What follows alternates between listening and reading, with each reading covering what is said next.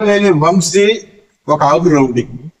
ఈ ఆకు రౌడీని నిన్న అరెస్ట్ చేసి ఒక దళితుడిని కిడ్నాప్ చేసి దాడి చేసి పుట్టిన దానికి బెదిరించిన దాని కేసులో అరెస్ట్ చేస్తే ఈ వైసీపీలో ఉన్నటువంటి ప్యాన్ రౌడీలు కోటి రౌడీలు అంతా పోయినది డీజీపీ ఆఫీసులో పోయి అర్జెంటుగా ఆకు రౌడీని వదిలిపెట్టాలి, డీజీపీలు కలవాలి అని చెప్పి ఎదురుతున్నారు. గతంలో మీ డ్రైవర్ మీ యొక్క ఎమ్మెల్సీ ఒక దళితుడిని చంపి ఇంటి దగ్గర డోర్ దగ్గర చేస్తే ఈ అంపటి రాంబాబు ఈ అబ్బిరెడ్డి అంట ఇంకొకరంట ఈ పేట రౌడీలాగా పోయి డీజీపీని కలవలేదా? ఈ రోజు వల్లంనేని వంశీ అనే వ్యక్తి హెయిట్ కిల్లర్, డబ్బిస్తే సుపారీ కిల్లర్, డబ్బిస్తే చంపే వ్యక్తి వల్లంనేని వంశీ.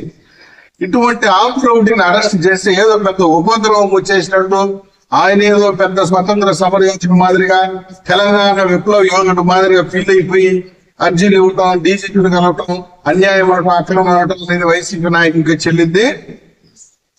మళ్ళీ కూడా ఇటువంటి ఆకు రౌడీలు, పేట రౌడీలు, కోట రౌడీలు, స్పూన్ రౌడీలు చాలా మంది తిరుగుతా ఉన్నారు వైసీపీకి సంబంధించిన వాళ్ళు.